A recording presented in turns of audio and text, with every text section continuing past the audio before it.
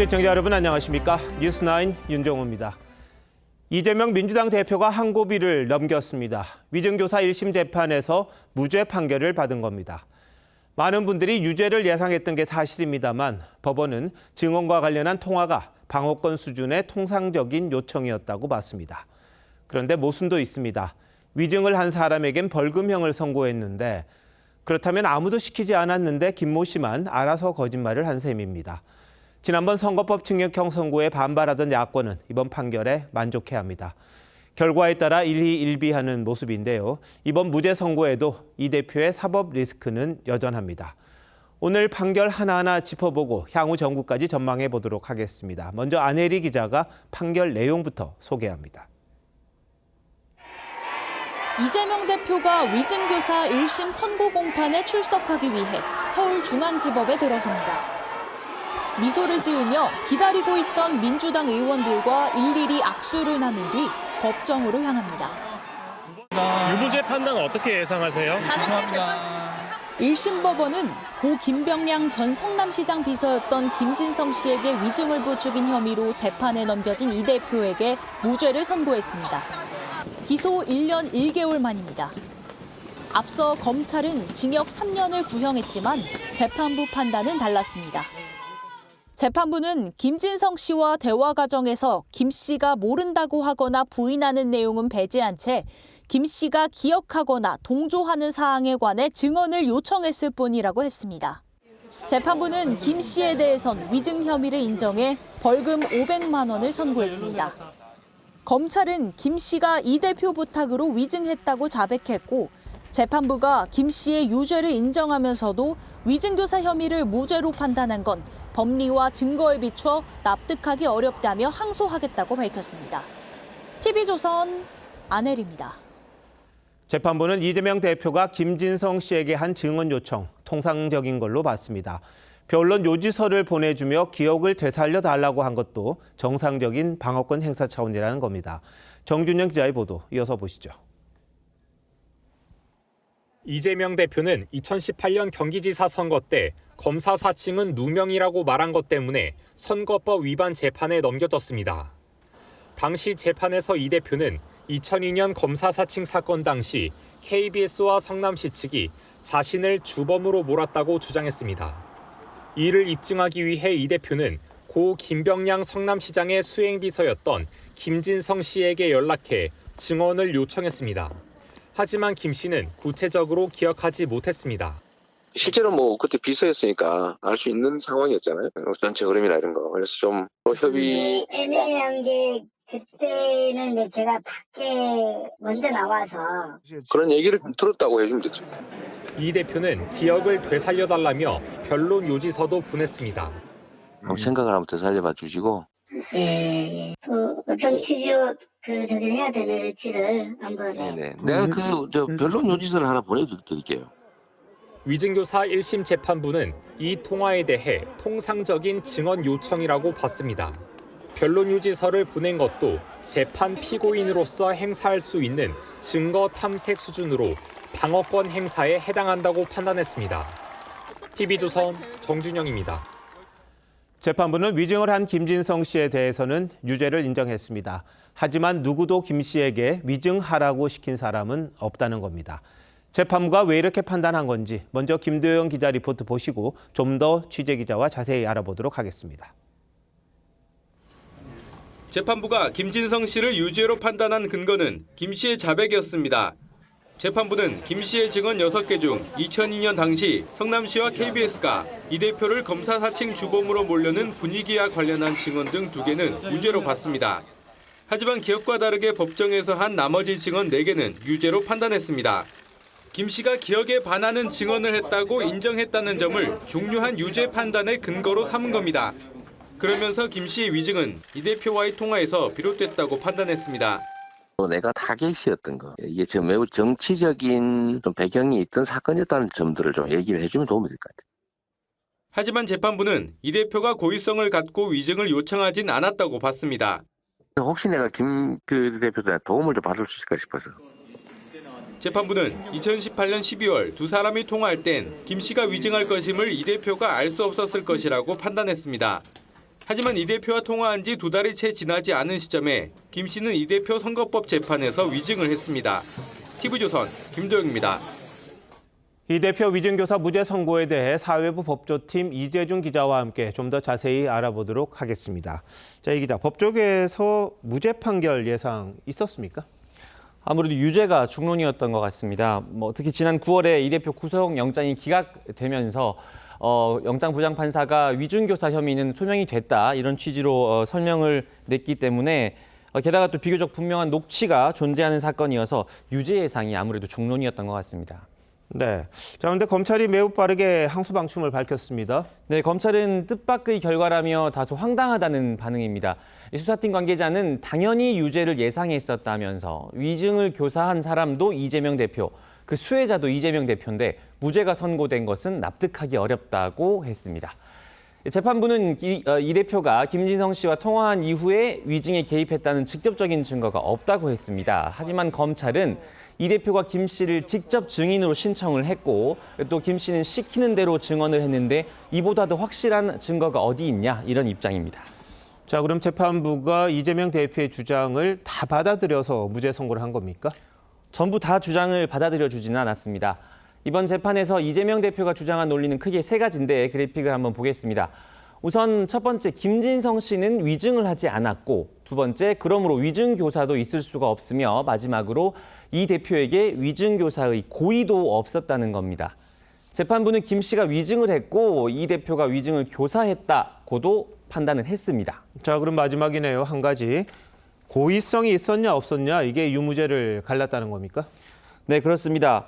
위증을 한 사람은 벌을 받고 위증을 지시한 사람을 무죄 선고를 내리는 것이 일반적인 상식으로는 이해가 되지 않을 수도 있지만 법리적인 판단은 달랐나 봅니다.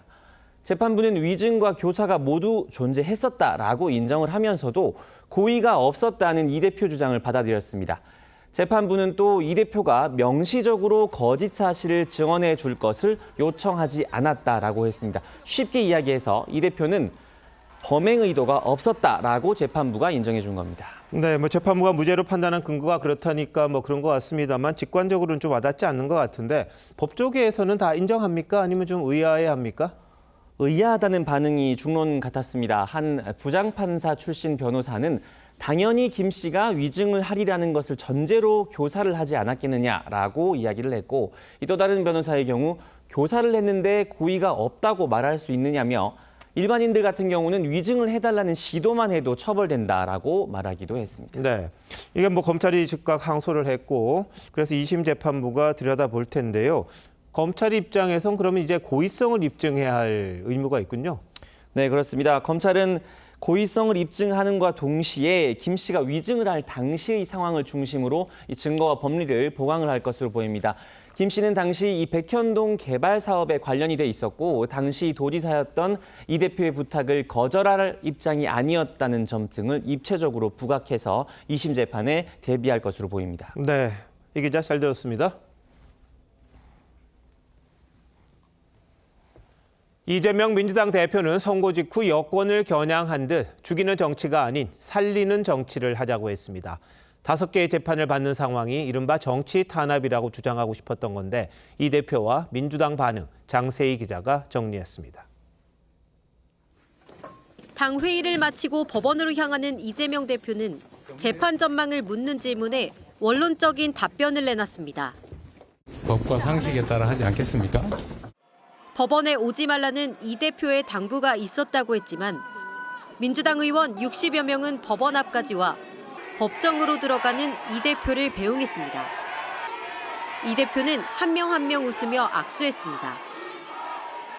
1시간여 뒤 무죄를 선고받은 이 대표가 법정을 나오자 박수가 쏟아집니다. 일부 의원들은 울먹이거나 부둥켜 안는 등 기쁨을 감추지 못했습니다. 진실과 정의를 되찾아준 재판부에 감사드립니다. 앞으로도 우리 국민들의 더 나은 삶을 위해서 최선을 다하겠다는 말씀드리면서 창해일속이란 사자성어를 언급하며 국민이 겪는 고통에 비하면 자신의 어려움은 미미하다고 한 이 대표는 정부 여당을 향해선 살리는 정치를 하자고 말했습니다. 서로 죽이고 밟는 것이 아니라 서로 공존하고 함께 가는 그런 정치면 좋겠습니다. 자신에 대한 수사와 재판이 정권 탄압이란 기존 주장을 강조한 걸로 풀이됩니다. 국회로 돌아온 이 대표는 지도부와 비공개 회의를 열고 민생과 안보 위기 해결을 강조한 걸로 알려졌는데 당내 리더십에 대한 자신감을 내비친 거란 해석이 나왔습니다. TV조선 장세희입니다. 오늘 선거를 계기로 민주당은 검찰과 여권을 향한 공세 수위를 더 끌어올릴 것으로 보입니다. 특히 김건희 여사 특검법이 거부돼 국회로 돌아오면 바로 재표결하고 이창수 서울중앙지검장을 비롯한 검사 3명에 대한 탄핵도 추진합니다. 최원국 기자입니다. 윤석열 대통령의 김건희 여사 특검법에 대한 제2요구권 행사가 내일로 예상되는 가운데 민주당은 이르면 오는 28일 국회 본회의에서 재표결하겠다는 방침입니다. 제2결이 통과되려면 여당에서 8명의 이탈표가 나와야 합니다. 재판 결과와 관계없이 총력을 기울이기로 이미 국민들께 약속을 했고 또 그렇게 할 겁니다. 민주당은 내일 국회에서 지도부와 의원, 당원들이 참석하는 특검법 수용 촉구 대회도 열 계획입니다. 이재명 대표는 국민의힘 의원들의 대호각성을 기대하고 있다고 했습니다. 민주당은 주가 조작 의혹과 관련해 김 여사를 불기소 처분한 이창수 서울중앙지검장 등 검찰 간부 3명의 탄핵 소추안도 이번 주 본회의에 보고할 예정입니다. 해병대원 순직 사건 국정조사 역시 여권을 압박할 카드입니다. 국정조사로 최해병 순직 사건 수사 외압의 진실을 밝혀내겠습니다. 이번 주말 시민단체가 주도하는 장외 집회에도 참여하는 방안을 검토하고 있습니다. 김건희 여사 특검 재표결이 무산될 경우 민주당이 이를 명분으로 사실상 정권 퇴진 수준의 대여 공세를 이어갈 가능성이 높다는 관측이 나옵니다. TV조선 최원국입니다. 이재명 대표가 중형을 선고받을 걸로 예상했던 국민의힘은 사법부 판단을 존중한다고 했습니다. 하지만 당황한 기색이 역력합니다. 그러면서도 위증법만 유죄 선고를 받고 교사한 사람이 무죄인 데 대해서는 성토했습니다. 그리고 2심에 기대를 거는 표정이었습니다. 여당 분위기는 장윤정 기자가 전합니다. 국민의힘에선 이재명 대표에 대한 1심 선고 50분이 지나서야 판단은 존중하지만 아쉬움은 남는다는 첫 반응이 나왔습니다. 한동훈 대표는 별도 브리핑 대신 SNS를 통해 위증한 사람만 유죄고 위증교사한 사람은 무죄란 판단을 수긍하긴 어렵지만 판결은 존중한다며 민주당은 지난 15일 징역형 판결도 존중하길 바란다고 썼습니다.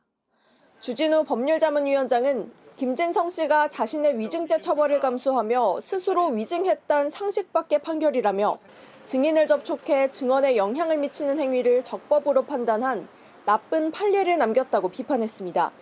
위증이 유죄가 나면서 위증교사가 무죄 나는 사건을 저조차도 23년간 법조 생활하면서 한 번도 못 봤습니다. 당내에선 상급심에서 바로잡힐 것이라거나 위증교사 제목을 형법에서 차라리 없애란 주장도 나왔습니다. 이미 유죄가 선고된 공직선거법 2심 재판을 비롯해 대장동과 대북송금 등 남은 사법 리스크를 주목하는 목소리도 있습니다. 대장동, 백현동 개발 특혜 의혹, 쌍방울 대북 송금 사건 등 여전히 남아있는 사법 리스크는 이 대표와 민주당이 국민 앞에 소상히 밝혀야 할 과제입니다. 국민의힘은 최근 출범한 재판지연방지 TF를 확대해 이 대표의 재판 과정을 집중적으로 모니터링할 계획입니다. TV조선 장윤정입니다. 정치권에선 선거법 위반보다 위증교사 재판이 이재명 대표에게 더 치명적일 수 있다. 이런 전망이 적지 않았습니다. 하지만 오늘 무죄 판결로 이 대표는 일단 최악의 상황은 피하게 됐습니다. 정치부 황정민 기자와 함께 이번 판결의 정치적 의미와 전망 좀 더 짚어보도록 하겠습니다. 자, 황 기자, 이 대표가 무죄 선고 난 다음에 이런 말을 했습니다. 죽이는 정치가 아니라 서로 공존하고 함께 가는 정치를 하자. 협치 제안으로 보이는데 어떻게 봐야 될까요? 네, 죽이는 정치 그만하고 살리는 정치 하자. 이 말은 이 대표가 정치적 위기 상황에서 벗어난 이후에 종종 했던 말입니다.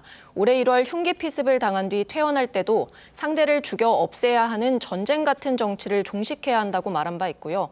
또 지난해 구속영장이 기각된 이후에도 비슷한 말을 했습니다.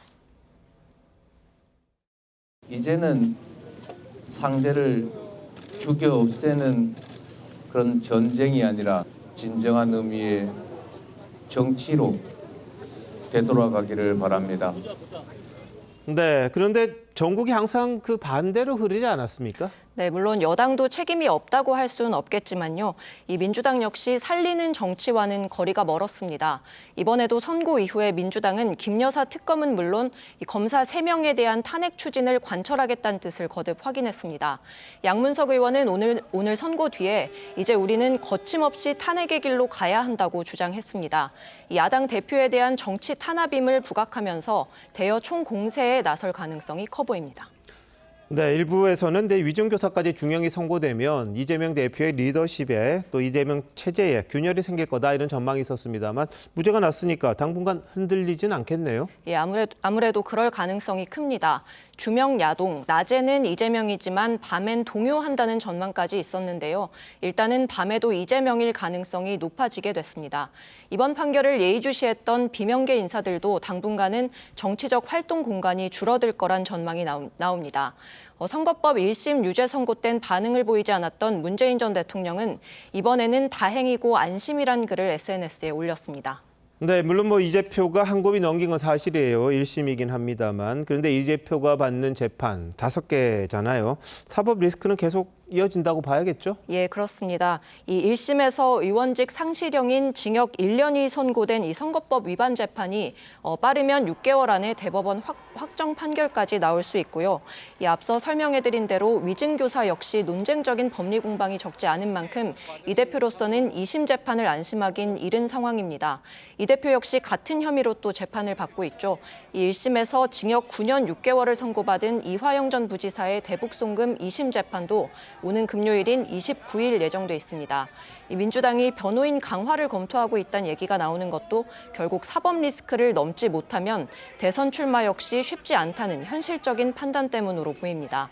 앞서 선거법 징역형 이후에 선거법이든 위증교사든 2심까지는 보고 플랜 B를 생각해야 한다. 이런 당 관계자의 언급을 전해드린 바 있는데요. 1심 선고만을 갖고 향후 행로를 판단하긴 더 어려운 상황이 됐다. 이런 분석도 나옵니다. 네, 이 대표가 살리는 정치 이야기를 했습니다만 지금 보면 사법 리스크가 여전해서 대여 투쟁의 수위는 계속 높아지고 좀 거칠어지지 않겠나 이런 예상도 나오고 있는데 국민들이 좀 편안한 정치했으면 싶네요. 황 기자 잘 들었습니다.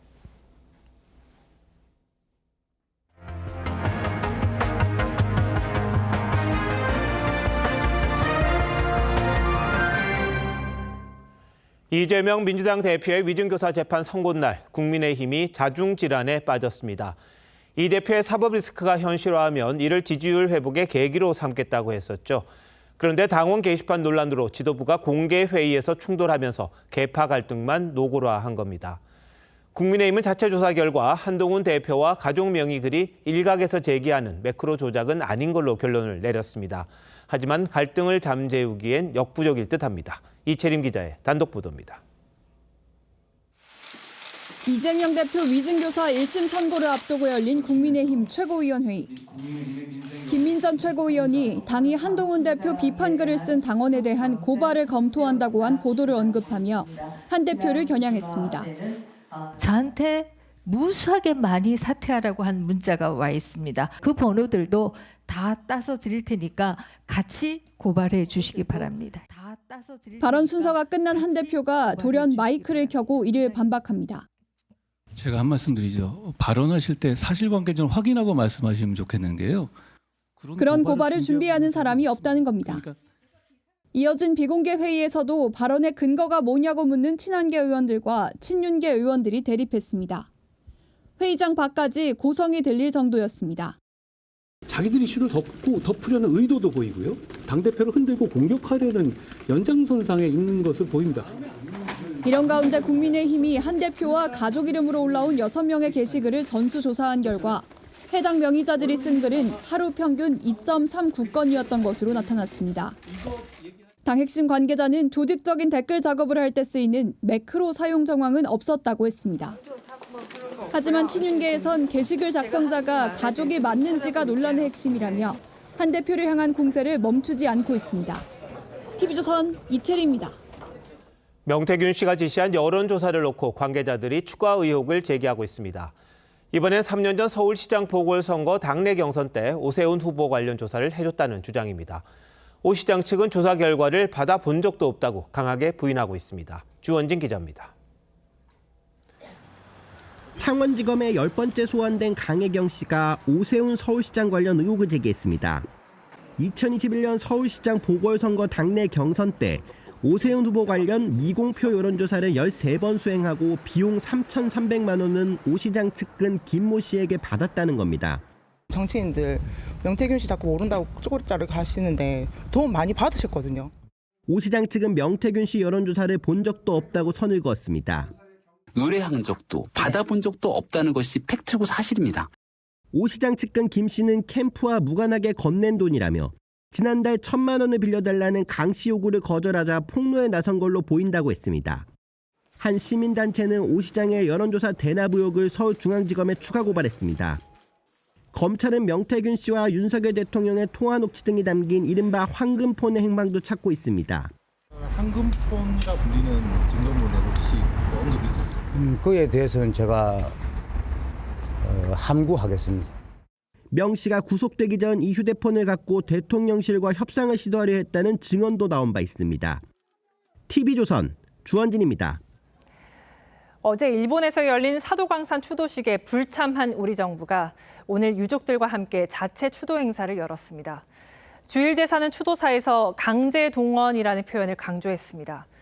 우리 정부의 불참 배경으로 꼽혔던 일본 측 차관급 인사의 야스쿠니 신사 참배를 놓고 일본은 거듭 참배 전력은 사실이 아니라고 강조하고 있는데요. 우리 정부는 이 문제만으로 불참을 결정한 건 아니라고 밝혔습니다. 홍현주 기자입니다. 일본 사도광산 인근 조선인 기숙사터에서 희생자 유가족들이 헌화한 뒤 눈물을 훔칩니다. 한국 정부단과 유가족 9명이 별도로 가진 추도식에서 박철희 주일대사는 80여 년 전 노동자들의 명복을 빌었습니다. 강제로 동원되어 가혹한 노동에 지쳐 쓰러져간 한국인 노동자분들의 영령에 머리 숙여 깊은 애도를 표하며 어떤 말도 어제 추도식에서 일본 측이 언급하지 않았던 강제 동원을 박 대사는 강조했고 행사명도 한국인 희생자 추도식으로 명시했습니다. 朝鮮半島から来られた労働者の方々は戦争という特殊な社会状況下とはいえ故郷から遠く離れたこの地で 우리 정부는 불참의 사유 중 하나로 차관급인 이쿠이나 정무관의 참의원 취임 후 야스쿠니 신사 참배 문제도 감안한 것으로 알려졌는데 참배 사실을 첫 보도했던 일본 교도통신은 해당 기사가 틀렸다며 정정했습니다. 하지만 정부는 참배 이력만으로 불참을 결정한 건 아니라는 입장입니다. 외교부 고위 관계자는 추도사에 대한 협의나 감사 표현 등 다른 문제도 있었기 때문이라고 설명했습니다. 훈풍 불던 한일 관계에 이번 추도식이 새로운 변수가 될 거란 전망이 나옵니다. TV조선 홍현주입니다. 어제 반쪽 행사가 된 사도광산 추도식을 놓고 외교부의 외교 참사란 지적이 쏟아지고 있는데요. 김주영 기자와 함께 따져보겠습니다. 김 기자, 일본이 처음 이 사도광산의 유네스코 등재를 추진할 때부터 잡음이 있지 않았나요? 네, 일본 정부는 14년 넘게 사도광산의 세계문화유산 등재를 위해서 공을 들였습니다. 그런데 사도광산을 17에서 19세기 유산으로 한정해 등재를 신청하면서 일제강점기를 일부러 제외했다는 비판이 나왔습니다. 유네스코가 전체 역사를 설명하라고 권고했고 우리나라를 포함한 21개 국가가 만장일치로 동의하며 등재가 확정됐습니다. 네, 우리 정부가 사도광산 등재를 동의해 주기 전에 일본의 약속을 받아둔 게 있지 않았나요? 네, 약속은 3가지였습니다. 사도광산 현장에 강제징용 관련 전시관을 설치하고 한국인 노동자들의 기숙사 터 등의 설명 팻말을 세우는 것, 마지막으로 매년 추도식을 여는 것이었는데요. 전시관은 관광객들이 찾아가기 어려운 곳에 만들어둔 데다 전시물과 팻말이 강제노역이라는 문구가 제대로 명시되지 않아 논란이 일었습니다. 추도식은 시작부터 일본 정부가 명칭에 감사라는 표현을 넣자고 주장해서 우리 정부는 강제성의 의미를 희석할 수 있다고 반대하면서 갈등이 있었고요. 결정적으로 참석하기로 한 일본 측 정무관이 야스쿠니 신사 참배를 했던 극우 인사라는 게 드러나면서 파국으로 치달았습니다. 그런데 참석하는 인사의 이력을 확인하는 건 기본인데 왜 이런 일이 벌어졌습니까? 네, 우리 정부는 추도식의 정무관급, 우리로 치면 외교부 3인자의 참석에 힘을 써온 것으로 알려졌습니다. 이쿠이나 정무관은 추도식 3일 전에 취임한 인사인데 이렇게 신사참배 이력이 검색되는 극우 인사라는 게 문제가 됐습니다. 다만 일본 측과 오늘 교도통신도 참의원 취임 이후엔 참배한 적이 없다고 했는데 결과적으로는 단 3명인 일본 정무관들의 이력조차 제대로 확인하지 못한 데다 사후 조사마저도 잘못됐던 게 아니냐는 지적이 나옵니다. 추도식 내용도 문제였는데 전문가들은 사죄나 유감 표현도 없는 데다 통상 한일 추도식에 포함되던 징용의 역사를 설명하는 경과보고도 빠졌다고 지적했습니다. 이번에는 식순에 그게 없더라고요. 한국 정부가 예전에 했던 한일 간 정복 추도식이나 이런 행사 때 있었던 것에 대해서 리뷰를 하지 않은 거예요. 네, 이전에 군함도 유네스코 등재 때도 비슷한 논란이 있었죠. 네, 2015년 군함도 등재 때 일본 정부는 강제징용 관련 전시관을 만들겠다고 했었는데요. 약속을 지키지 않다가 2020년이 되어서야 군함도 인근도 아니고 도쿄에 전시관을 개관했는데 강제징용을 부정하거나 축소하는 전시를 했습니다. 유네스코가 2021년 시정을 권고했지만 여전히 해결되지 못한 상태입니다. 일본이 약속을 제대로 이행하지 않아도 제재할 방법이 없다는 걸 알면서도 이번에도 같은 실수를 반복한 겁니다.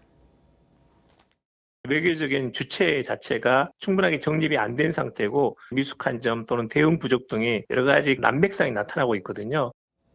네, 우리 외교가 양보만 하면서 같은 실수를 반복하는 것 같아서 우려스럽습니다. 김 기자 잘 들었습니다.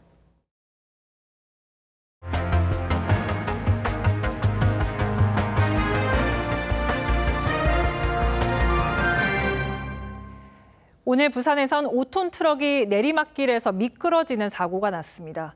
속도를 이기지 못한 트럭은 가드레일을 들이받고 5m 아래 도로로 추락했고 운전자는 끝내 숨졌습니다. 고승현 기자입니다. 내리막길을 쏜살같이 내려오는 트럭. 오른쪽으로 방향을 트는가 싶더니 도로 옆 옹벽에 부딪히고 중심을 잃은 채 그대로 돌진해 가드레일을 뚫고 나갑니다. 트럭이 가드레일 아래 도로로 곤두박질 치면서 그 충격으로 가로수와 전봇대도 도로 위에 쓰러지고 달리던 차들은 급히 멈춰섭니다. 오늘 오전 8시쯤 부산 기장군의 곰내터널 인근 내리막길을 운행 중이던 4.5톤 트럭이 5m 아래 도로로 추락하는 사고가 발생했습니다. 트럭을 운전하던 30대 남성은 심정지 상태로 병원으로 이송됐지만 결국 숨졌습니다. 트럭이 그 추락 때문에 사람이 튕겨져 나갔더라고요. 앞으로 창문을 깨고 상황에서 운전자가 심정지 상태여가지고. 경찰은 비탈길에서 트럭이 속도를 줄이지 못하고 추락한 것으로 보고 정확한 사고 원인을 조사하고 있습니다. 속도라든지 차량에 결함이 있었는지 여부 이런 걸 조사합니다. 경찰은 또 운전 부주의나 음주 여부 등도 확인할 예정입니다. TV조선 고승현입니다. 교통사고를 낸 뒤 음주 측정을 피해 달아났던 불법 체류자가 경찰에 붙잡혔습니다. 이 외국인은 도주 과정에서 바다에 뛰어들어 200m나 수영하기도 했는데요. 결국 추방됐습니다. 하동원 기자입니다. 승용차 한 대가 멈춰 있고 차 옆부분은 긁혀 있습니다. 지난달 6일 새벽 1시쯤 30대 운전자는 부산 용두산 공원 입구에서 철제 차단봉을 들이받은 후 차량이 움직이지 않자 견인차를 불렀습니다. 현장에 도착한 견인차 기사가 음주를 의심해 신고했고 출동한 경찰이 음주 감지기를 갖다 대자 음주 반응이 나왔습니다. 하지만 자세한 혈중 알코올 농도를 측정하려는 찰나에 이 남성은 달아났습니다. 네, 그러니까 경찰이 음주 측정을 했는데 그거 이제 측정 결과가 이제 음주한 걸로 나와서 그런데 도망을 갔다 하더라고요. 운전자는 사고 지점에서 1km 떨어진 인근 바다까지 뛰어갔습니다. 경찰에 쫓기던 남성은 이곳 영도대교 및 바다로 뛰어들었습니다. 남성은 200m를 헤엄쳐 이곳 반대편 육지로 올라왔습니다. 이후 택시를 타고 자신의 집으로 달아났지만 경찰이 휴대전화 위치 추적 등으로 뒤쫓아 11시간 만에 붙잡았습니다. 경찰 확인 결과 베트남 국적인 이 남성은 무면허에 체류 기간이 1년이 지난 불법 체류자였습니다. 그날 왜 어디 도망가려나 그러니까 불법 체류자가 돼가지고 겁이 나서 걸어갔다가 술을 거의 뭐 미미하고. 남성은 부산 출입국 외국인청에 넘겨졌고 결국 국외로 추방됐습니다. TV조선 하동원입니다. 방산업체로부터 29억 원의 뇌물을 받은 혐의로 구속된 국무원이 100억 원이 넘는 돈을 징계 부과금으로 토해내라는 처분을 받았습니다. 2010년 이 제도가 도입된 이후 가장 큰 액수인데요. 정부의 방산비리 척결 의지도 담겨 있습니다. 윤동빈 기자입니다. 해군 장교 출신인 4급 군무원 A씨는 2022년 평택 해군 이함대에서 함정 정비 관련 업무 중 철도 장비 제조업체를 비롯한 2개 업체에 입찰 정보를 넘기고 약 13억 8천만 원의 뇌물을 받은 혐의로 지난해 1월 구속 기소됐습니다. 아내 명의로 차린 고무보트 회사에 보트 구매 대금을 치른 것으로 꾸며 뒷돈을 받은 정황이 수사 결과 드러난 겁니다. 1심 법원은 징역 11년에 벌금 20억 원 선고와 함께 13억 8천만 원 추징도 명령했습니다. 그러나 공무원으로서의 징계는 여기에 그치지 않았습니다. 국방부는 지난 6월 징계위원회를 열어 A씨에 대한 파면과 117억 4천만 원의 징계 부과금 부과를 결정했습니다. 불법적 재산이득의 최대 5배까지 부과할 수 있는 징계 부과금 제도가 2010년 도입된 이후 최고 수준의 처분입니다. 국방부 관계자는 국가안보와 직결되는 방산 비리는 그 수익을 끝까지 추징하겠다는 의미라고 설명했습니다. 형사처벌과 다른 방식으로서 공무원의 재산 범죄에 대해서는 4배까지 부과해서 처분할 수 있는. 재판 과정에서 혐의를 부인한 걸로 알려진 A씨는 징계 부과금 처분도 지나치다며 항고했습니다. TV조선 윤동빈입니다. 30대 싱글맘이 불법 사채에 시달리다 숨진 사건의 파장이 커지고 있습니다. 여야는 앞다퉈 대책 마련에 나섰고 윤석열 대통령은 악질 범죄라며 강력 대응을 주문했습니다. 저희 TV조선은 불법 사채의 실태와 문제점을 상세히 짚어보는 연속 보도를 준비했습니다. 오늘은 그 첫 순서로 피해자를 벼랑 끝으로 몰고 가는 불법 사채 실태를 윤서하 기자가 취재했습니다.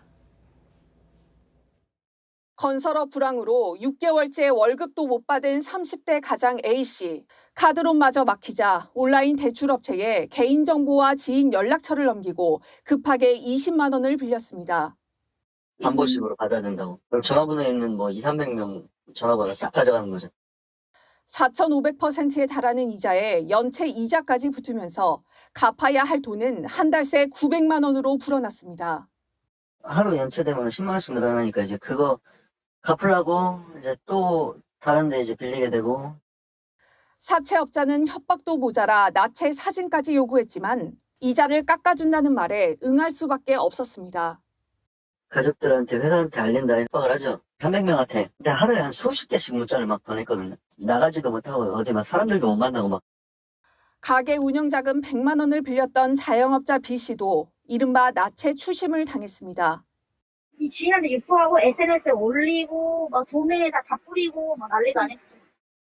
불법 사금융 피해 건수는 2020년 7,300건에서 작년 12,800건으로 3년 새 75% 급증했습니다.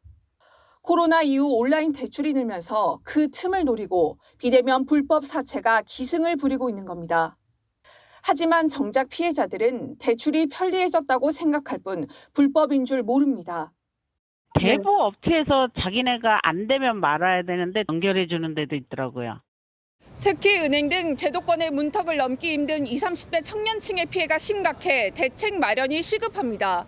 TV조선 윤서입니다.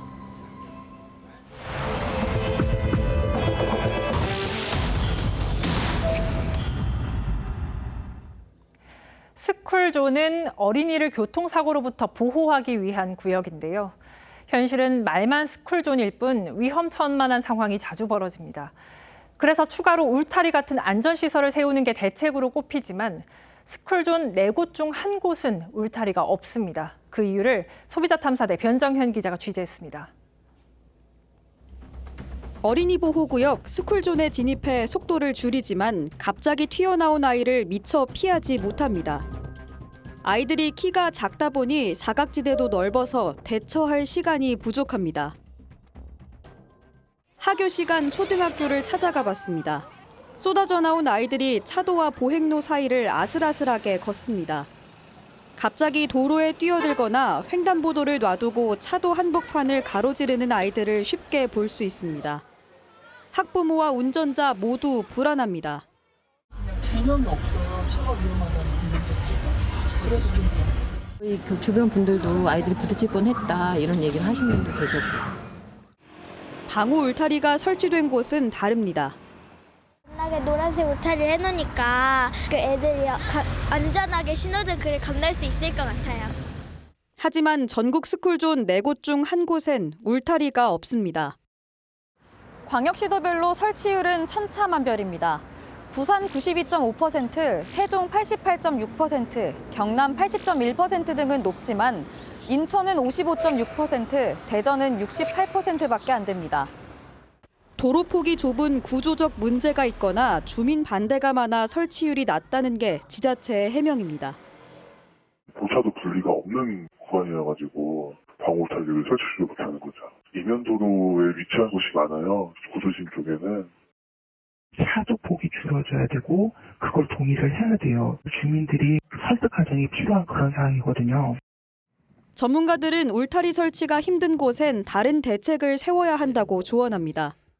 도저히 불가능하다. 그러면은 뭐 조그만 뭐 연석 같은 거를 뭐 하든지 아니면 좀 진하게 색깔 컬러 포장을 하든지 이렇게 해서 어느 정도. 아이들이 안전하게 학교에 다닐 수 있는 환경 조성에 당국이 적극 나서야 한다는 지적입니다. 소비자 탐사대 변정현입니다. 글로벌 자동차 업체들이 휘청이고 있습니다. 생산을 일시 중단하는가 하면 인원 감축의 칼바람이 여기저기서 불고 있습니다. 부품 업체들도 도미노 구조 조정에 들어간 상황인데요. 어느 기업들만 살아남을까요? 오현주 기자가 취재했습니다. 미국 포드가 야심차게 출시했던 전기 픽업 트럭 생산을 중단했습니다. 이유는 판매 부진입니다. Customer demand for electric vehicles hasn't kept up with what the previous forecasts were. We will be reducing our European workforce by 4,000 positions by the end of 2027. 독일 폭스바겐도 공장 3곳 이상을 폐쇄하고 직원 수만 명을 해고하는 구조조정안을 지난달 발표했습니다. Also die Stimmung in meinem Bereich ist extrem. Erst kam die Angst, wie meine Kollegen das schon gesagt haben, dann kam aber die Enttäuschung, weil sowas hatten wir bei Volkswagen noch nie. Und jetzt kommt die Wut. 일본 닛산 역시 태국 공장 한 곳의 생산을 중단하고 직원 1,000여 명을 해고하거나 재배치할 것으로 알려졌습니다. 전기차 수요가 정체된 데다 중국산 저가 전기차의 공습까지 겹치자 버티다 못한 완성차 업체들이 자구책을 찾아 나선 겁니다. 그 여파로 세계 1위의 자동차 부품 기업인 독일 보쉬는 직원 5,500명을 줄이고 유럽 최대 배터리 업체 노스볼트는 파산 절차에 들어갔습니다. 모빌리티의 미래의 불확실성은 향후 5년에서 10년 사이 진행이 되면서 합종 연행이나 저가 이동 침이 굉장히 많아질 것으로. NH투자증권은 자동차 업계의 급격한 변화 속에 현대차와 도요타, GM만이 전기차 강자인 테슬라, 비아드와 경쟁할 수 있을 것으로 전망했습니다. TV조선 오현주입니다. 보신 것처럼 요즘 완성차 업계는 영원한 승자가 없다는 말을 실감케 합니다. 현대차가 창사 이래 처음으로 외국인 CEO를 발탁한 것도 생존을 위한 몸부림으로 보입니다. 사장이 된 뒤 처음으로 공식 석상에 나선 호세 무뇨스 신임 현대차 CEO를 유혜림 기자가 LA 오토쇼 현장에서 만났습니다. 현대차의 첫 외국인 CEO가 된 호세 무뇨스 사장은 전기차 캐즘으로 자동차 업계가 유례없는 격변기를 맞고 있다고 평가했습니다. I have never thought the industry was so much in the middle of turmoil, but I think this is an opportunity for us. 중국 전기차의 약진과 트럼프 2기 출범으로 커지고 있는 우려에 대해선 위기가 아닌 기회라고 진단했습니다. IRA is for some competitors and is not for us. So now if it's removed for everybody, I think we can even do better. 그러면서 트럼프 정부의 관세 인상과 보조금 축소 등에 대비해 미국 현지 투자와 생산을 강화한다고 밝혔습니다. 현대차는 내년 상반기부터 미국 내 첫 전기차 전용 공장인 메타플랜트 아메리카에서 본격적인 생산을 시작할 계획입니다. 무뇨스 사장은 한국 기업의 특별한 DNA가 변화에 적응하는 원동력이 될 것이라고 자신했습니다. Which I call the pali-pali miri-miri. The key for us is the flexibility and then being able to adjust to what the customers. 위기의 정면 돌파를 선택한 현대차는 하이브리드와 수소전기차 등 차별화된 기술과 다양한 제품군으로 북미 시장 공략에 나섭니다. TV조선 유혜림입니다. 우크라이나 군 당국이 러시아에 파병된 북한군과 교전했다고 처음으로 공식 확인했습니다. 우리 정부는 북러 군사협력 진전에 맞춰서 단계별로 대응하겠다고 예고한 상태인데 러시아는 한국이 우크라이나에 살상무기를 공급하면 모든 방식으로 대응하겠다고 경고했습니다. 김자민 기자가 보도합니다. 우크라이나군 참모총장이 러시아 크루스크에 배치된 북한군 11,000명 가운데 일부와 교전했다고 밝혔습니다. 북한군은 러시아 극동 지역 토착민으로 위장했고 신분증도 갖고 있다며 대부분 일반 부대 소속으로 유럽 지역에서 작전을 수행할 수 있도록 훈련받았다고 전했습니다. 북한군이 본격적으로 전투에 돌입한 사실을 공식화한 겁니다. 러시아는 한국이 우크라이나에 살상 무기를 공급하면 모든 방법으로 대응할 것이라고 엄포를 놨습니다. 앞서 우리 정부는 북한군의 움직임에 따라 우크라이나의 무기 지원을 검토하겠다고 했는데 선제적으로 경계한 것으로 보입니다. 미국 트럼프 대통령 당선인 측은 확전을 우려하며 휴전 협상을 거듭 강조했습니다. Now South Korea is talking about somehow getting involved, and President Trump has been very clear about the need to end this conflict. 한국의 개인 문제도 언급했는데 우크라이나에 대한 무기 지원에 신중해야 한다는 주문이란 분석이 나옵니다. TV조선 김자민입니다. 이스라엘과 레바논 무장정파 헤즈볼라가 휴전안에 잠정 합의했다는 외신 보도가 나왔습니다. 현지 시간 25일 미국 CNN은 미국과 이스라엘 당국자의 발언을 인용해 이스라엘과 헤즈볼라가 과도기를 갖는 것을 골자로 한 휴전안에 잠정 합의했고 이를 네타냐후 이스라엘 총리가 승인했다고 보도했습니다. 지난해 10월 팔레스타인 무장정파 하마스가 이스라엘을 기습 공격하며 전쟁이 발발한 지 약 1년 만입니다. 필리핀의 수도 마닐라의 빈민촌에서 큰 불이 났습니다. 집 천여 채가 타버렸는데 대부분의 집들이 나무로 지어져 피해가 더 컸습니다. 변재영 기자입니다. 다닥다닥 지어진 집들 사이로 시뻘건 불길이 빠르게 옮겨 붙습니다. 헬리콥터까지 동원됐지만 불길을 잡기엔 역부족입니다. 필리핀 수도 마닐라 빈민촌에서 불이 난 건 현지 시간 24일 오전 8시쯤. Bali, inuna namin yung mga anak namin na alikasin bago yung mga gamit namin na ilikas din. 주택 천여 채가 불에 탔고 2천여 가구가 삶의 터전을 잃었습니다. 집들이 밀집된 공간에 몰려 있는 데다 나무처럼 타기 쉬운 소재여서 순식간에 불길이 번졌습니다. Hindi ka na nga makakain. Grabe itong inabot namin. Papasko pa naman. 불길은 8시간을 넘긴 오후 4시쯤 완전히 잡혔습니다. 인명피해는 없는 것으로 전해진 가운데 경찰은 전기 누전이나 가스 유출 가능성을 열어두고 정확한 화재 원인을 조사하고 있습니다. TV조선 변재영입니다. 우리 K 콘텐츠가 인기를 끌면서 우리 말과 문화를 소재로 삼은 해외 콘텐츠도 늘고 있는데요. 나이지리아 배우들이 쉴 새 없이 한국어로 대사를 하는 영화도 등장할 정도입니다. 장동욱 기자입니다. 진짜 맛있어. 진짜? 응. 먹어. 알았어. 익숙한 우리말 대사가 들려오지만 나이지리아 배우가 연기하는 나이지리아 영화입니다. 대박. 우리에게도 익숙한 한국 학원물 드라마를 나이지리아의 유명 래퍼 겸 프로듀서가 연출을 맡아 재해석한 이 영화는 공개 한 달여 만에 100만에 달하는 조회수를 기록했습니다. 무빙과 오징어 게임 등 우리 드라마와 예능들이 글로벌 OTT 플랫폼을 통해 인기를 끌면서 한국어와 한국 문화가 뼈대를 이루는 콘텐츠들이 속속 등장하고 있습니다. 사랑해! 많이 사랑해! 올해 일본에서 방영돼 한류 열풍에 불을 붙인 한 드라마에서는 아예 우리말 대사가 자막 없이 등장했고 한국인 주인공 역할로 출연했던 우리 배우 태종협은 효사마라는 별명까지 얻으며 선망의 대상으로 자리 잡았습니다. 지난해 외화 관객 1위를 기록했던 픽사의 애니메이션 엘리멘탈에선 작품 곳곳에 한국 문화를 연상시키는 요소가 등장하기도 했습니다. 한 조사 결과에 따르면 한국어 콘텐츠는 올 상반기 넷플릭스 비영어권 콘텐츠 중 가장 많이 소비된 분야로 자리매김했습니다. 장르를 가리지 않고 영역을 넓혀가는 K 콘텐츠의 인기가 우리말과 문화의 홍보대사 역할을 하고 있습니다. TV뉴스원 장도우입니다. 축구 국가대표팀 감독을 지낸 허정무 전 대전시티즌 이사장이 대한축구협회장 선거에 출마했습니다. 야구의 허구현 총재처럼 잘할 자신이 있다고 각오를 밝혔습니다. 성민혁 기자입니다. 정몽규 회장은 2013년부터 축구협회를 이끌었습니다. 재선과 3선은 경쟁자가 없었습니다.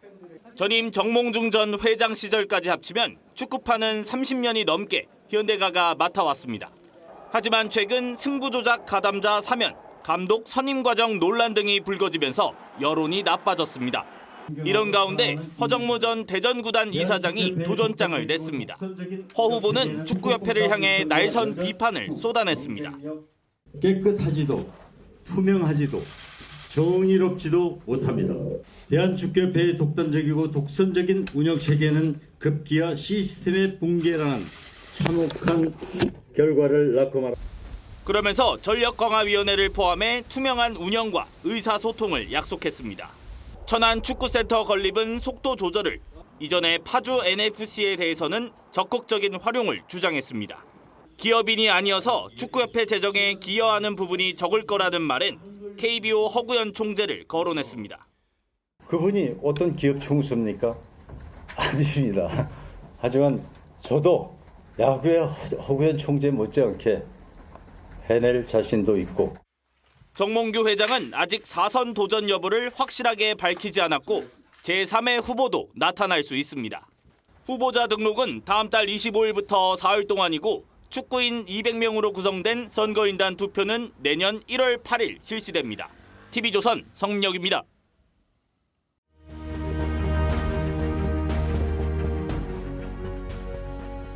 Because people have got to know whether or not their president is a crook. Well, I'm not a crook.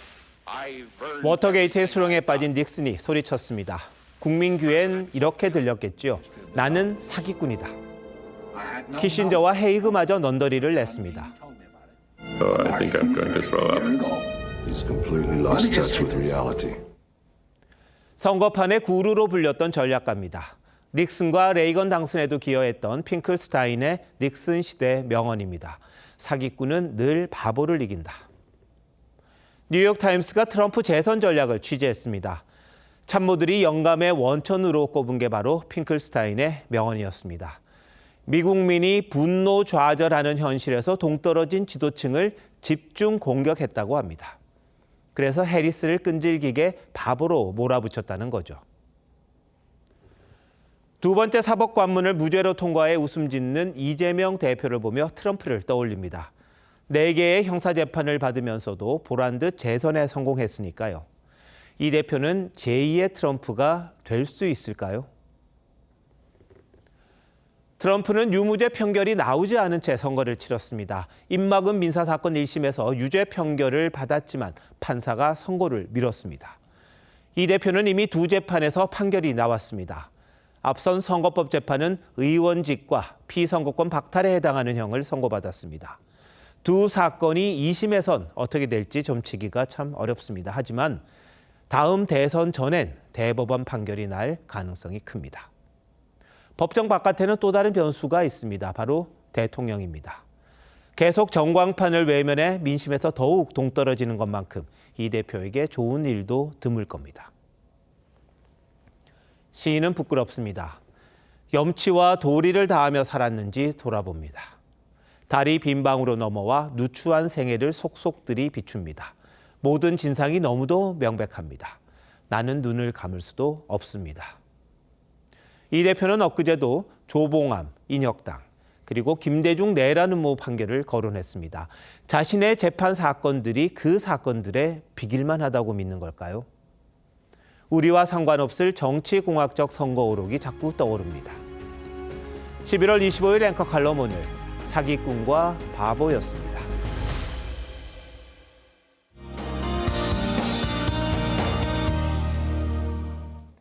서쪽 지역 어젯부터 시작된 비가 내일은 전국으로 확대되겠습니다. 특히 밤사이 제주에는 시간당 30mm 안팎, 남해안과 지리산 부근에는 시간당 10에서 20mm의 강한 비가 쏟아질 수 있겠습니다. 제주 산지에는 호우 예비특보도 발표된 가운데 최대 100mm 이상의 많은 비가 내리겠고요. 남해안과 지리산 부근에 20에서 60, 그 밖의 지역 10에서 40mm가량이 예상됩니다. 내일 오후에는 찬 공기가 내려와 밤부터 중부지방은 비가 눈으로 바뀌어 내릴 수 있겠습니다. 모레까지 강원 내륙과 산지에 많게는 15cm 이상의 많은 눈이 내리겠고요. 경기 북부와 동부에 최대 10cm, 서울에도 1에서 5cm의 눈이 내려 쌓이겠습니다. 내일 강한 바람에도 주의하셔야겠습니다. 전국 대부분 지역에 강풍특보가 내려지겠습니다. 내일 아침 기온은 오늘보다 높겠지만 낮에는 서울이 9도, 전주가 12도로 오늘보다 1에서 6도가량 낮겠고요. 갈수록 날은 추워지겠습니다. 날씨였습니다. 11월 25일 월요일 뉴스9 마칩니다. 시청해주신 여러분 고맙습니다.